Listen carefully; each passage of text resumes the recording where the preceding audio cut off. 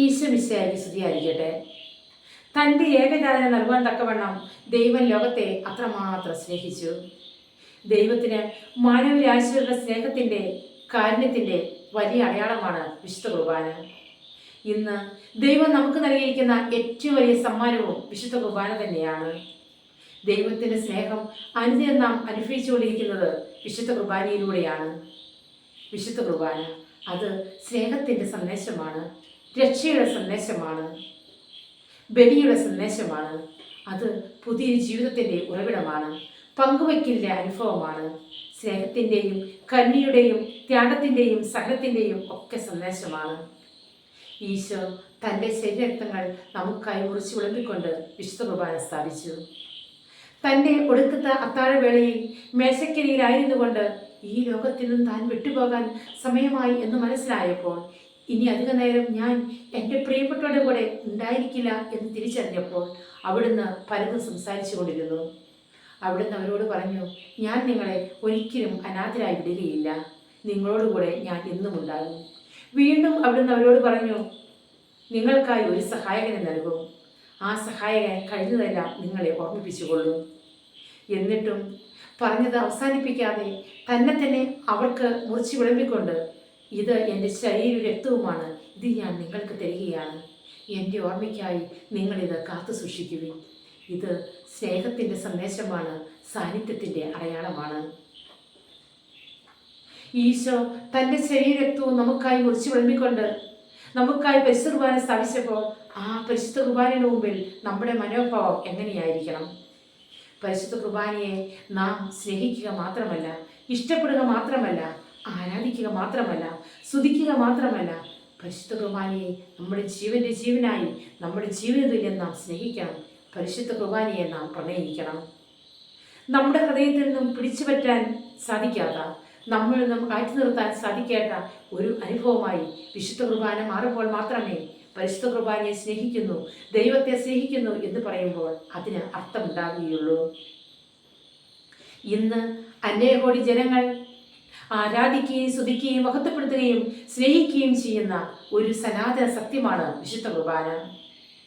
വിശുദ്ധ കുർബാന എന്ന ആ ദിവ്യ രഹസ്യത്തിൻ്റെ മുമ്പിൽ നിശബ്ദരായി പ്രാർത്ഥിക്കുന്നവരുടെ കരങ്ങളിലാണ് ലോകത്തിൻ്റെ ഭാവി എന്ന് ഭാഗ്യസ്വർണാർഹനായ വിശുദ്ധ ജോൺ പോൾ രണ്ടാമൻ മാർപ്പാപ്പ നമ്മെ ഓർമ്മപ്പെടുത്തുന്നു. ഒരു സ്നേഹനിധിയായ ഒരു പിതാവ് തൻ്റെ കാലശേഷം തൻ്റെ മക്കൾക്കായി കരുതി വച്ചിരിക്കുന്നത് ഒരു തുണ്ട് ഭൂമിയും പ്രമാണരേഖയുമാണെങ്കിൽ, നമ്മുടെ സ്വർഗീയ അപ്പൻ നമുക്ക് വേണ്ടി കരുതി വച്ചിരിക്കുന്ന നിത്യരക്ഷയുടെ അച്ചാരമാണ് വിശുദ്ധ കുർബാന.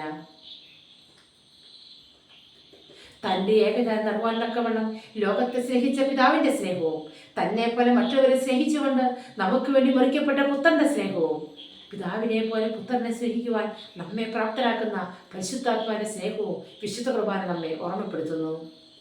വിശുദ്ധ കുർബാന ഒരു പാതയമാണ്. വഴികൾ താണ്ടി നാം എടുക്കുമ്പോൾ, കുന്നും മലയും കയറി നാം പുഴയുമ്പോൾ, ഒരു സത്രത്തിൻ്റെ അല്ലെങ്കിൽ ഒരു മരത്തിൻ്റെ ചുവട്ടിലിരുന്നു കൊണ്ട് രുചിച്ചും ഭുജിച്ചും പരസ്പരം പങ്കുവച്ചും പിന്നീട് അങ്ങോട്ടുള്ള യാത്രയിൽ ശക്തി പകരുവാനായി അമ്മ തന്നുവിട്ട ഒരു പൊതിച്ചോറ് പോലെ അത്ര അനുഭവവേദ്യമാണ് വിശുദ്ധ കുർബാന. വിശുദ്ധ കുർബാനയെ നമുക്ക് സ്നേഹിക്കാം, വിശുദ്ധ കുർബാനയോടുകൂടി നമുക്ക് ആയിരിക്കാം.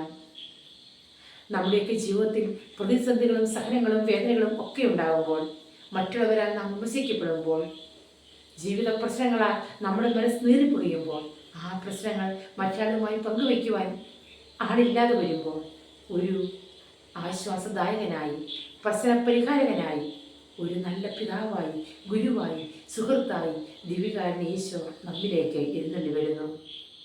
നമ്മിലേക്ക് എഴുന്നള്ളി വരുന്ന ആ വിശുദ്ധ കുർബാനയെ സ്വീകരിച്ചുകൊണ്ട് നമ്മളെപ്പോലെ നീറിപ്പൊഴിയുന്ന അനേകരിലേക്ക് ഇറങ്ങിച്ചെല്ലുവാൻ നമുക്ക് സാധിക്കണം. അവരുടെ ഹൃദയങ്ങളിലേക്ക് ഇറങ്ങിച്ചെന്ന് അവർക്ക് ആശ്വാസമായെങ്കിൽ മാത്രമേ നമുക്ക് ജ്വലിക്കുന്ന സക്കാരിയാകുവാൻ സാധിക്കുകയുള്ളൂ. വിശുദ്ധ കുർബാനയിൽ നിന്നും നാം സ്വീകരിക്കുന്ന ആ ശക്തിയും ആ ഓജസ്സും സ്വീകരിച്ചുകൊണ്ട് മറ്റുള്ളവർക്ക് നല്ല മാതൃകയായി തീരുവാൻ നമുക്ക് സാധിക്കട്ടെ.